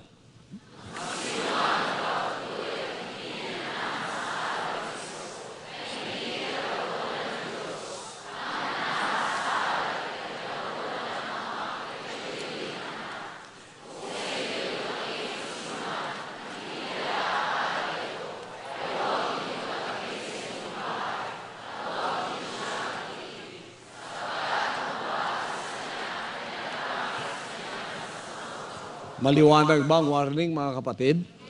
Ang sino mang nagpapatuloy at hindi nananahan sa aral ni Kristo, etong mga sinabi ko sa inyo, mga aral ng ating Panginoon yan, ay hindi kinaroroonan ng Diyos. Ang nananahan sa aral ay kinaroroonan ng Ama at gayon din ng Anak. Sino sa inyo ang gustong manatili at manahan sa John 1:1, John 1:14, 1:18 ng Mateo, 1 Timothy 3:16, 1 John chapter 1 verses 1 and 2? Sino ang gustong manahan doon? Taas ang kamay. Mapapa sa inyo ang Diyos, mga kapatid. Magkakaroon kayo ng relasyon sa Ama at sa Anak. Kung sa inyo'y dumating ang sinuman at hindi dala ang aral na ito, ay huwag ninyong tanggapin sa inyong bahay at huwag ninyo siyang batiin, sapagkat ang bumabati sa kanya ay nararamay sa kanyang masasamang gawa. Ayan, maliwanag, sapagkat napakahalaga ng pangalawang Juan 1:9 hanggang 11, na kung sino man ang dumating sa atin at hindi dala ang aral na ito, ay huwag nating tanggapin sapagkat madadamay tayo sa kanyang mga masasamang gawa. Dapat bang tanggapin ang mensaheng si Jesucristo ay tao lamang? Hindi, sapagkat ito'y salungat sa John 1:1. Ito'y salungat sa John 1:14. Hindi ka naniniwalang ang berbo ay nagkatawang tao. At si Jesucristo ay hindi tao lamang, kundi siya ang berbo at sa pamamagitan ng pagiging berbo niya, siya talaga ang Diyos. Kaya noong naghahanap si Felipe, hindi niya naunawaan kasi ang Father and Son . Hindi niya naunawaan ang essence of God o yung katunayan kung ano ang Diyos. Kaya tumatawag sa kanyang pagkatao si Jesus Christ ng Ama. Hindi naunawan ni Felipe yun. Kaya tinanong niya, sabi niya, Panginoon, ipakita mo sa amin ng Ama at ito ay sapat na sa amin. Anong sagot ni Jesus Christ? Sabi niya sa ating Panginoon, ipakita mo sa amin ng Ama at sapat na sa amin yon. Sinagot siya ng ating Panginoon at sinabing, Felipe, katagal na kitang kasama, hindi mo pa pala ako kilala? Ang nakakita sa akin, nakakita na sa Ama. Paanong sasabihin mong ipakita mo sa amin ang Ama? Hindi mo baga nalalaman na ako ay nasa Ama at ang Ama nasa sa akin? Ang mga salitang sinasabi ko sa inyo, hindi ko sinabi sa aking sarili, kundi sa Amang nananahan sa loob ko. Kita ninyo, mga kapatid? Kasi yun nga ang essence of God. Ang berbo at ang espiritu, isa lang yon. So nakita mo na siya, narinig mo na siya, narinig mo na rin ang Ama. Yun ang ibig sabihin. Kaya ngayon, Jesus Christ can be both the Father in manifestation and the Son in manifestation. Both. Pwede niyang gawin yun. Kaya mahiwaga ang kanyang pagkatao. Sa Father side, Diyos siya. sa mother side naman, tao siya. Oh, mahirap bang gawin ng Diyos yun? Mahirap sa tao, sa Diyos walang bagay na mahirap. Ngayon, kung di natin tatanggapin na gayon nga, ang kalagayan niya sa pagkatao, anong mangyayari sa atin? Etong sinasabi ng Galatia, Kapitulo 1, 8 hanggang 9. Basahin po natin lahat.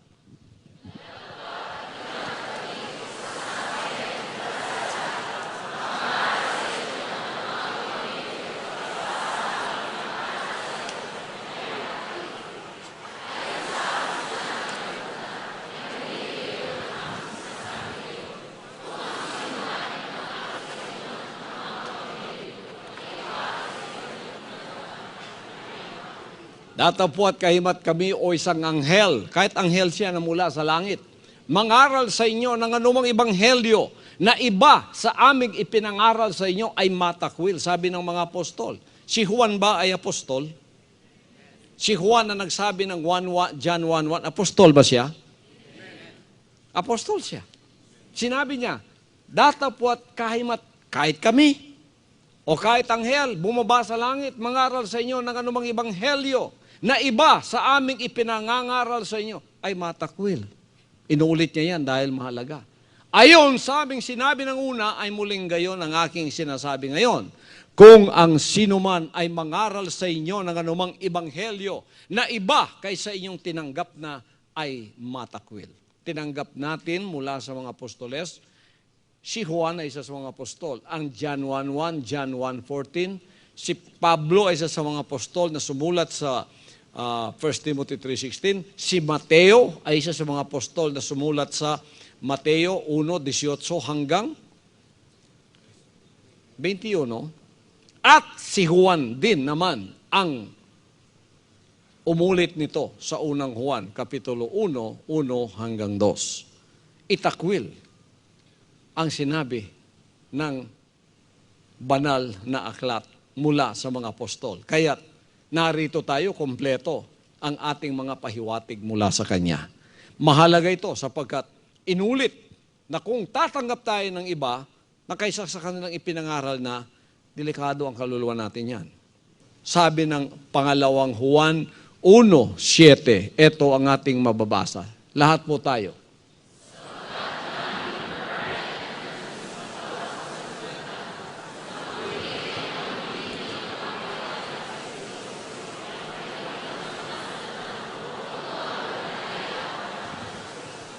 Self-explanatory po yan, mga kapatid at mga kaibigan. Hindi ko na dapat pang i-explain, pero sa ganun man, uulitin natin.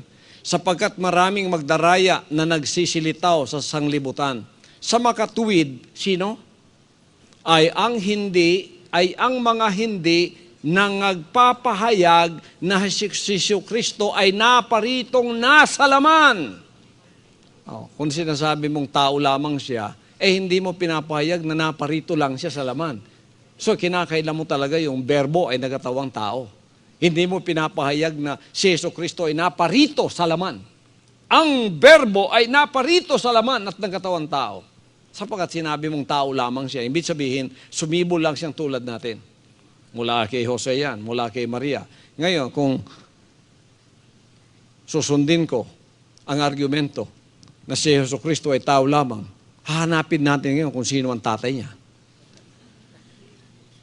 Sapagkat kinailan mo na ng Diyos ang tatay niya.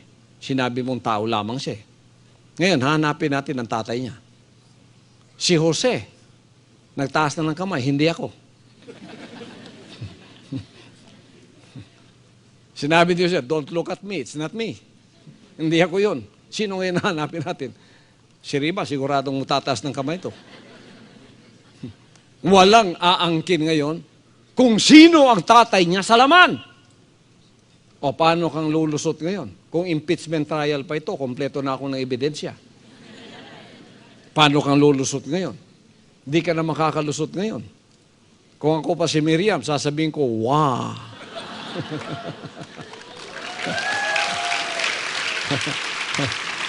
Ibig sabihin, wow, kay lusot. Kung hindi mo ipinapahayag na si Kristo ay napariritong nasa laman, Ito ang magdaraya at ang Antikristo. Hindi ako nagsabi, no, huwag kayong magalit sa akin.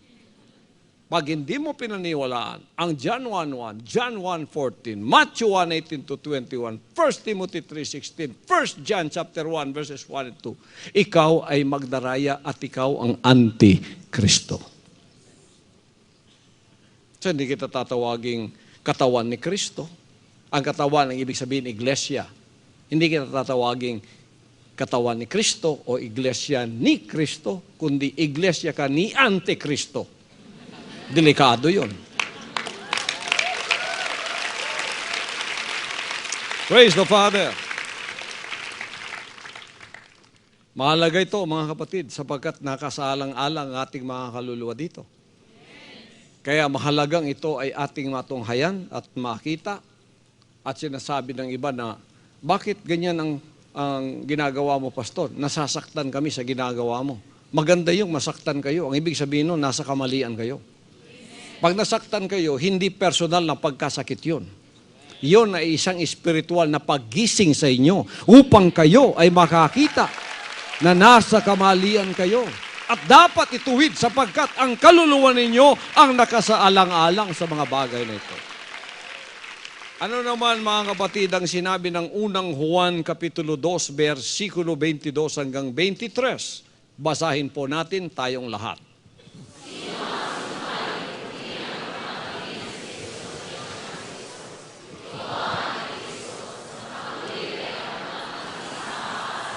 Pero ninyo yan, bago tayo magpatuloy, kung tinatanggi mo ang ama at anak, ikaw ang Antikristo. Tinatanggi mo ang ama na siya ang tatay. Yung Espiritu, siyang tatay ng anak. Eh tinatanggi mo rin ngayon si Jesucristo, yung berbong nagkatawang tao. So, ibig sabihin, tao lamang siyang katulad natin. Hindi siya yung berbong naging anak. Naangaman niya yung Espiritu. Ayon sa John 1:1, John 1:14, at Matthew 1:18 to 21. Kung tinatanggi mo yon, sinungaling ka. Sino ang sinungaling kundi ang tumatanggi na si Jesus ay isang Kristo? Ito ang Antikristo sa mga tuwid ay ang tumatanggi sa ama at sa anak. Biro mo'y tinatanggi mo na yon. Pag sinabi mong tao lamang siya, tinatanggi mo ng John 1:1. Tinatanggi mo ng John 1:14. Itinatanggi mo na ang Matthew 1:18 to 21. At iba pang mga ipinahayag ng banal na aklat. Verse 23, please, tayong lahat.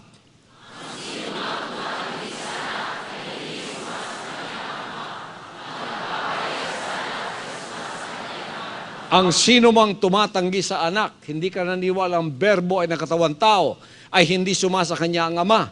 Sabi ng ama, bakit? Sino ka ba? Bakit kinakailan mo na anak ko yan? Bakit? Sino ba tatay niya? Hanapin mo kung sino. Kinakailan mo ang ama, na siyang espiritu, na siyang tatay nung berbong nagkatawang tao. So kinakailan mo ang ama at kinakailan mo rin ang anak. Hindi ka rin tatanggapin ng ama. Hindi sa iyo ang ama. Wala sa iyo ang ama, wala sa iyo ang anak. Saan ka? Saan ka papunta niyan? Pag namatay ka, saan ka pupunta? Kakatok ka doon sa langit. May magbubukas ba sa iyo? Walang magbubukas sa iyo. Sapagkat sinalungat mo ang kalooban ng ama. Hindi mo pinaniwalaan na ito ay dakila niyang kalooban. At ito ay ang kanyang katotohanan. So napakalaga po nito mga kapatid at mga kaibigan, lalo na doon sa mga kapatiran at mga kaibigan ko na sumusubaybay sa pananampalataya natin o sa mga pag-aaral na ito o sa ministry ng hinirang na anak, lalo na roon sa maraming nagtitek sa akin na nakulong sa mga pamamagitan ng mga pananampalatayang ganitong hindi lang kulang, kundi talagang nagtatakwil ng katotohanan. Kayo po ay naririyan ngayon, marahil nanonood at nakikinig sa aking programa ngayon o sa panambahang ito. Mahal po kayo ng Ama sapagkat ang mga bagay na ito ay pinapahayag sa maliwanagang kapamaraanan upang kayo ay magising sa inyong pagkalugmok, sa inyong paniniwalang kayo ay ligtas. Yun pala, pag namulat ang mata ninyo sa katulan, isa kayo sa mga itatakwil at sasabihin, sino kayo? Hindi ko kayo kilala, kayong mga gumagawa ng katampalasanan. Anong sinabi niya? Sa unang Juan Kapitulo 4, versikulo 2 hanggang 3. Ito naman po ating mababasa. Lahat po tayo.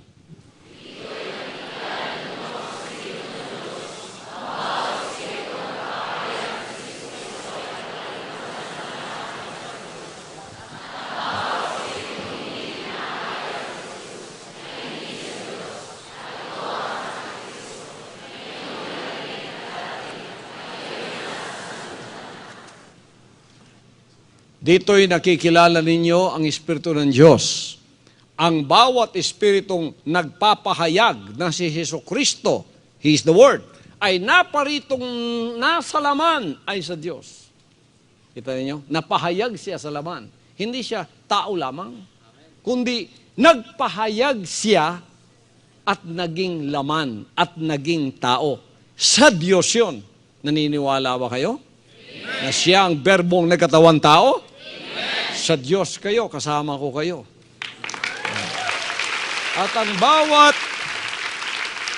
At ang bawat espiritong hindi ipinahahayag si Jesus ay hindi sa Diyos. At ito ang Antikristo na inyong narinig na darating at ngayoy nasa sanglibutan na. Masakit man po pakinggan, pero yan ay nakasulat na. Doon po, nung isinusulat itong banal na aklat, mga 2,000 years ago, marami na ang mga naniniwala at ipinipilit ang kanilang paniniwalang si Jesucristo ay tao lamang. Yan ay ang espiritu ni Lucifer, ni Satanas, na pinaniniwala sa atin at alam ninyo, mamamatay na yung mga katawang naniniwala dito 2,000 years ago, pero yung espiritong yon lilipat at maghahanap ng mga katawang malilipatan. Ngayon, naririto ngayon sa ating kalagitnaan yan. At huwag kayong magkamali sapagkat ang mga banal na aklat, mga banal na kasulatan, kahit 2,000 years ago, naisulat na yan, buhay yan hanggang ngayon sa ating kapanahunan. Hallelujah! Hallelujah! Tingnan ninyo, ang mga emperador, silang lahat ay nangamatay sapagkat sila ay tao lamang. Pero si Jesus Christ na pinaniniwalaan lang tao lamang, napatay nga siya sa kanyang mother side bilang isang anak ng tao. Ngunit pangatlong araw sa kanyang pagiging anak ng Diyos sa father side, binangon niya ang kanyang sarili. Magagawa ba ng tao lamang ang bagay na yan? Na pangatlong araw, siya ay lubisan mula sa mga patay at siya ay nabuhay na maguli. Sa kanyang pagiging Diyos yun, ginawa niya. Kaya kayong lahat na kasama ko, ang ating amang makapangyarihan sa mga panahong ito, ang ating Panginoong Jesucristo, gumawa ng paraan at siya ay nag-produce ng anak na isa upang sa pamamagitan ng isang hinirang na anak na sa kanya makukompleto ang buong kaligtasan at kapahayagan. Magmumula naman sa kanya ang maraming mga anak na ipahahayag sa sanlibutan sa pamamagitan ng kanya ring kapahayagan. So, gagamit muna siya ng isa. Ako yun. Tapos, 6 na taon sa 2 bundok, ako'y ginawa niyang anak. Ano ako ngayon? Sa mother side, father side, ako'y tao. Pero meron akong espiritu eh. Nung hindi pa ako ipinanganak sa espiritu ng Ama, hindi ko alam ang tatay ko si Satanas. Kayong lahat. Tayong lahat na naipanganak sa laman. Ang tatay natin, hindi natin alam si Satanas sa espiritu. Kaya sinabi niya sa John 3:5, kailangan kayong ipanganak na muli sa espiritu. Tubig at espiritu, ipanganak kang muli. Kasi ang tatay natin sa espiritu noon, si Satanas. Kaya kailangan mawala siya, ipanganak tayong muli, espiritu na ng Diyos, at pagsusunod na sa kanyang salita ang ating matatanggap. So, sa Gentile setting, ako ang unang ipinanganak sa espiritu. Nanay ko, tatay ko, sa aking pagkatao, tao ako. Pure, tao lamang ako. Espiritu ko, tanungin ninyo. Tatay ko sa espiritu, hindi na si Satanas. Sino na? Si Jesus Christ. O ay Son of God. O anak ng Diyos. So yung tatay ng batang nasa sinapupunan ni Mary, ay hindi galing sa tao, kundi galing sa Espiritu. Siya ang Ama nun. So sa father side, si Jesus Christ, Diyos. Sa mother side, siya ay tao. Kaya both ang tawag sa kanya, anak ng Diyos at anak ng tao. Kamukha ba natin siya at masasabi nating tao lamang? Ako hindi ko masasabing, ako masasabi niyo tao lamang. Kayo tao lamang. Pagkat tatay ko tao, nanay ko tao, nanay niyo, tatay niyo tao. Tayo ang tao lamang. Si Jesucristo nating Panginoon ay hindi tao lamang. Siya ang Berbo na nagkatawang tao. Maliwanag ba mga kapatid?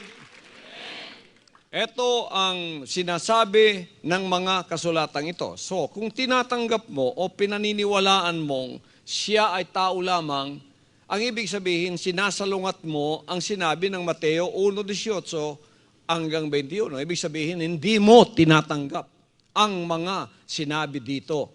Pag sinalungat mo yan at hindi mo tinanggap, pero ginagamit mo, humahawak ka ng Biblia, pinag-aaralan mo yan, dinadala mo ang pangalan ni Jesus Christ, pero hindi mo naman pinaniniwalaan, in fact, sinasalungat mo pa, ang ibig sabihin yan, mga kaibigan at mga kapatid, laban ka kay Kristo. Pag sinalungat mo ang mga salita niya at dinadala mo ang kanyang pangalan, ay ibig sabihin, laban ka kay Kristo. Anong tawag sa iyo? Antikristo. Ang ibig sabihin ng Antikristo, laban kay Kristo.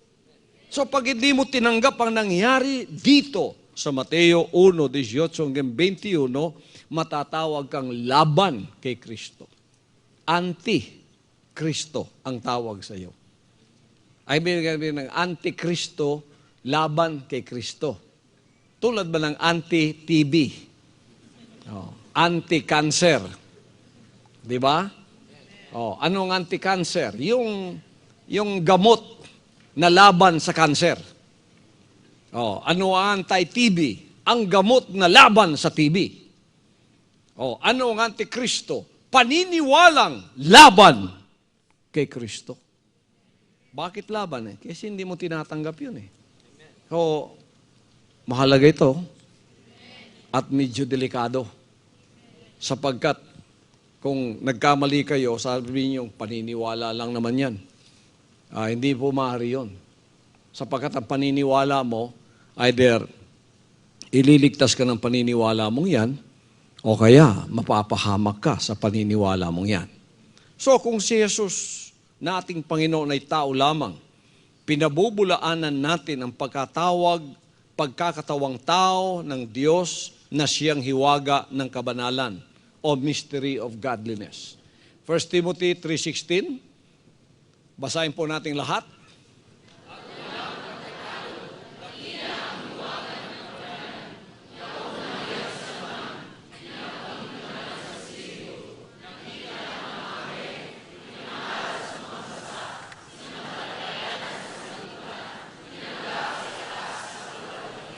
Walang pagtatalo, dakila ang hiwaga ng kabanalan, ang Diyos, yaong nahayag sa laman.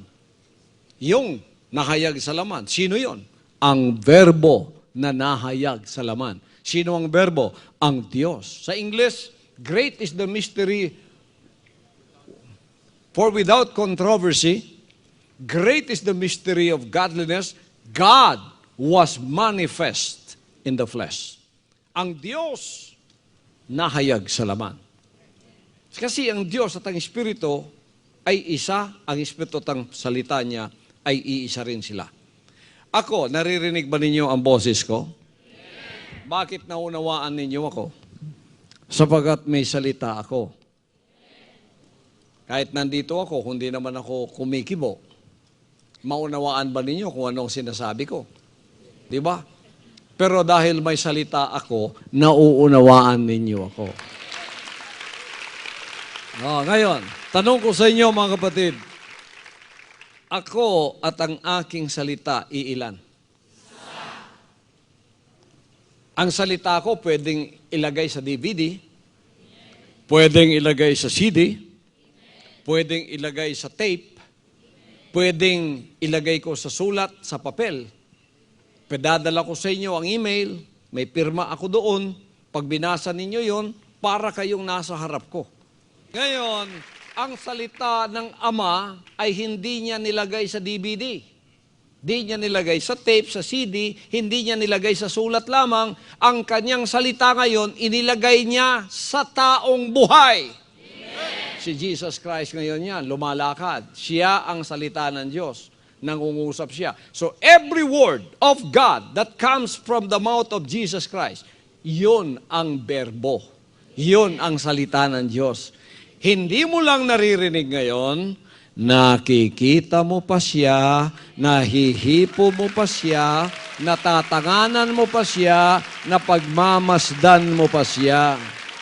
Kaya, paniwala ba kayo doon, mga kapatid? Amen. Pag naniwala kayo doon, kakampi kayo ng banal na aklat at ng katotohanan sapagkat sinabi ng unang Juan, Kapitulo 1, 1-2. Ito naman ang kanyang sinasabi. Lahat po tayo ay ating basahin.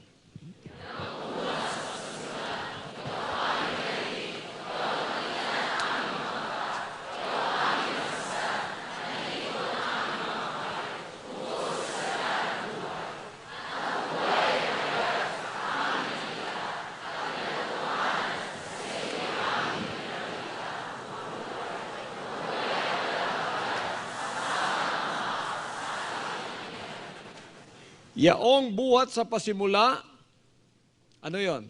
Sa simula ang berbo. Ang berbo yon. Yaong aming naririnig lang dahil wala pa siyang katawan noon. Ngayon, yaong nakita ng aming mga mata. Bakit? Juan 1:14, ang berbo ay nagkatawang tao. Okay? Yaong nakita ng aming mga mata, yaong aming namasdan. Kung salita lang, hindi nyo makikita, hindi nyo mamamasdan, maririnig lang ninyo. At nahipo ng aming mga kamay. Oh, nahipo. Kasi katawan na siya. Pwede mo nang hawakan eh. Habang naglalakad si Jesus Christ, pwede mo nang tanganan eh. Pwede mo nang ganunin eh. Oh, maskulado pala.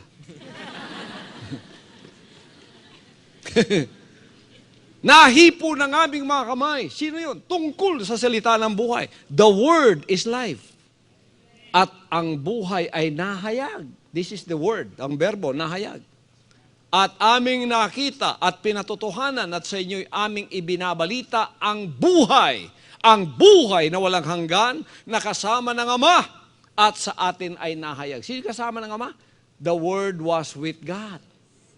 Ang berbo ay kasama ng Diyos. At ang berbo ay ang Diyos. Ako at ang aking salita, ilan kami? Huwag ninyo sabihin, 2 kami. Yung naririnig ninyo ngayon at itong nagsasalita dito, ilan kami? Ang diferensya ko lang sa Diyos, Espiritu siya, pag nagsalita siya, hindi mo siya nakikita. Ako, pag nagsalita ako, swerte kayo. Kasi nakikita ninyo ako, naririnig pa ninyo ako. Hallelujah! Anyway, uunawaan nating mabuti ang mga bagay na ito at napakaliwanag, di ba? Paano mong sasalungatin ang mga bagay na yan na napakaliwanag? Pagka sinalungat mo ang mga bagay na ito na napakaliwanag, na kahit na ang isang musmus na bata ay maaari niyang maunawaan o maintindihan, eh ang IQ mo siguro below 10 ka na. Masyado nang mababa ang IQ mo pagka iyan ay tinanggihan mo pa. Oh. Ano ang mangyayari kung mananatili ka sa huwad na paniniwalang ito na si Jesus Christ ay tao lamang? Hindi siya ang berbo. Kung sinasabi mong tao lamang, ibig sabihin, hindi siya ang berbong nagkatawang tao. Hindi siya yung nahayag sa laman. At hindi siya yung pinatotohanan sa unang Juan 1:1-2. Anong mangyayari sa iyo? Ang huwad na doktrina at bulaang pagtuturong ito ay mapanlinlang at nagpapakilala ng ibang Jesus Christ. ibang Kristo yon. So, matatawag na false Christ ang napaniwalaan mo. At ito ay mahalaga. God's boundless grace has ordained this great gospel for all the world, and it's yours personally. As the kingdom of Jesus Christ, the name above every name, presents the Gospel of the Kingdom with Pastor Apollo C. Kibuloy. And this Gospel of the Kingdom will be preached in all the world for a witness unto all nations, and then shall the end come. Matthew chapter 24, verse 14.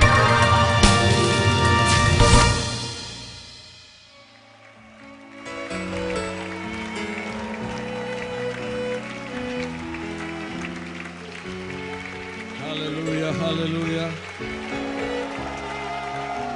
Purihin ka, Ama. Purihin ang inyong dakilang pangalan.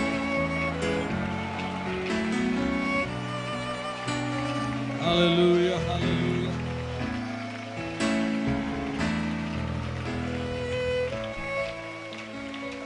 Praise your name, praise your name.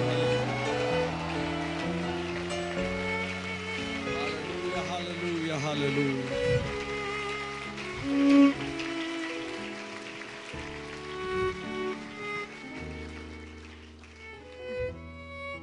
Dakilang Diyos, sa manaming makapangyarihan, salamat po sa gabing ito na inyong ipinagkaloob sa bawat isa sa amin upang kayo sa muli ay aming sambahin sa Espiritu at sa katotohanan.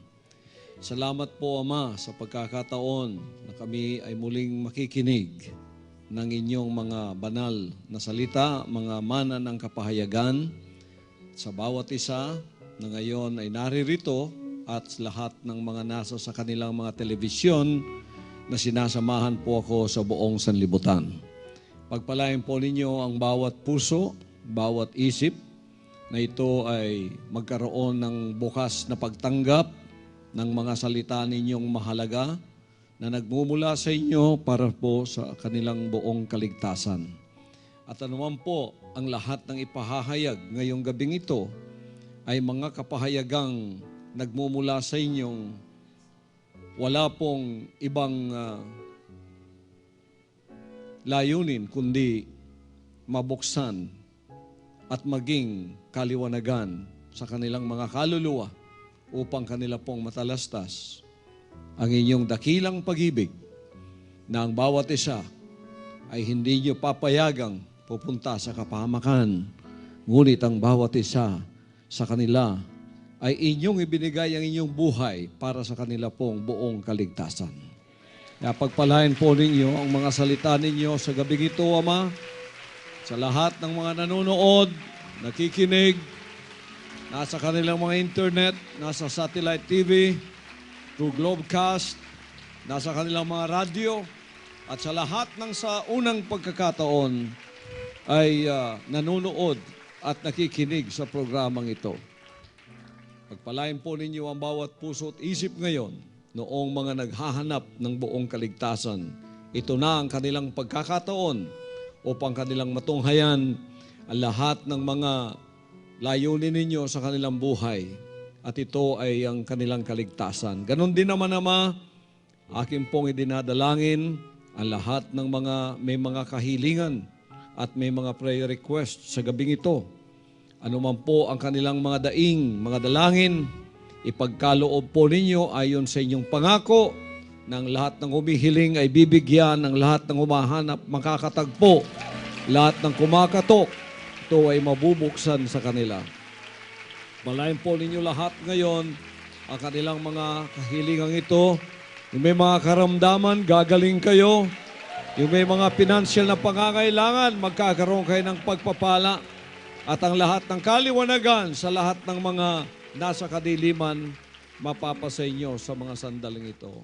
Mga anak ng Diyos, dito at sa buong sanlibutan, sa buong Pilipinas, tanggapin ninyo ng maluwalhati ang pagpapalang dulot ng Ama sa bawat isa sa inyo. Sa pangalan ng ating makapangyarihang Ama, ang ating Panginoong Hesukristo. Ang lahat ay sumigaw ng malakas na Amen. Isang malakas na clap offering. Masaya ba kayo sa gabing ito? Praise the Father. Lingunin mo ang katabi mo at sabihin mong ang pagpapala ng Ama ay mapa sa iyo. Praise the Father. Hallelujah. Purihin ang Ama. Salamat sa Ama sa pinagbigay niyang pagkakataon sa gabing ito na muli ay nakabalik tayo sa ating mga midweek na panambahan, Thanksgiving and Worship Presentation. At ito ay sa ating sariling wika. Isang mahalagang kapahayagan ang gusto kong ibigay sa inyo sa mga sandaling ito. At ito ay napakahalaga sapagkat napakarami ng mga text messages na tinatanggap ko o mga emails na nagtatanong sa bagay na ito. At gusto ko sa malawakang pamamaraan ay masagot ito at binigyan tayong pagkakataon na sa gabing ito ay ang isa sa mga gabi na tatalakayin natin ang bagay na ito. Ito ay isang tanong na pinadala sa atin sa matagal ng panahon at sa maraming beses. Maliligtas ba daw ang tao kung naniniwala na si Hesukristo ay tao lamang? Siguro nagpadala nito mga kaibigan at mga kapatid ay mga taga-subaybay natin na nandoon sa ganoong paniniwala. Kaya't huwag po kayong magkakamali sa pag-iisip na ang ating paglilingkod dito ay paninira sa ibang mga pananampalataya. Wala po tayong pagnanasa o layunin na gano'n ang gawin. Ang layunin ng ministry ng Hinirang na Anak ay ipahayag ang buong katotohanan. Ipahayag ang buong katotohanan para sa kaliwanagan ng taong naghahanap ng buong katotohanan. At marahil ito na yung pagkakataon na hinihiling ng iba o kaya sa awa ng Ama at sa kanyang pag-ibig nakita ang hinaing ng isang kaluluwang sincero na naghahanap ng katotohanan ngunit bahagi lamang ang naibigay sa kanya. Huwag po kayong magalala, mga kapatid at mga kaibigan, sapagkat hindi kayo kinakalimutan ng Ama. Kaya't siya'y pumunta rito bilang the begotten Son upang ialay ang kanyang buhay at upang ang lahat tayo ay magtamo ng buong kaligtasan ito, although medyo matagal-tagal na panahon na ito ay hindi napa sa atin. Ngunit, yan ang dahilan kung bakit mayroon siyang hinirang na anak na magsasalita ng katotohanan na walang pinapanigan at walang kinatatakutan. At ito po ang isa sa mga bagay na dapat na malaman ninyo. Ang ating bang Panginoong Hesukristo bilang the begotten Son na sa Gentile setting ay ang ating makapangyarihang Ama. Siya nga ba ay tao lamang nung siya ay pumunta dito sa sanlibutan ito? Tao lamang ba siya tulad ng ibang paniniwala? Yung nagsasabing siya ay tao lamang, ang ibig nilang sabihin, katulad siya natin sa pagkatao. Tulad ko, tulad ninyo, ama ninyo tao, ang nanay ninyo tao. Ina ninyo, ama ninyo, both sa kanila, tao. Si Hesukristo, ganito ba ang kanyang kalagayan sa kanyang pagkatao? Titingnan natin mga kapatid sa pamamagitan ng mga salita ng Diyos na kung ganito ang inyong paniniwala, ay kalahating katotohanan ang inyong nalalaman. Ngunit yung pagkasabing tao lamang siya, yun po ang malaking pagkakamali. Sapagkat pag sinabi natin ganon, ay tinatakpan natin ang katotohanan ng aking ipahahayag sa inyo sa gabing ito tulad ng Juan Kapitulo 1, versikulo 1, Juan 1:14, yung Mateo Kapitulo 1, 18 hanggang 21, unang Korinto 3:16, at ang unang Juan Kapitulo 1, 1 hanggang 2. Ito po ang mga katotohanang inyong tinatakpan o inyong hindi nalalaman, at hindi lamang yon, kundi pag nagpanatili tayo sa paniniwalang si Panginoong Hesukristo ay tao lamang, ay diretsahang sinasalungat natin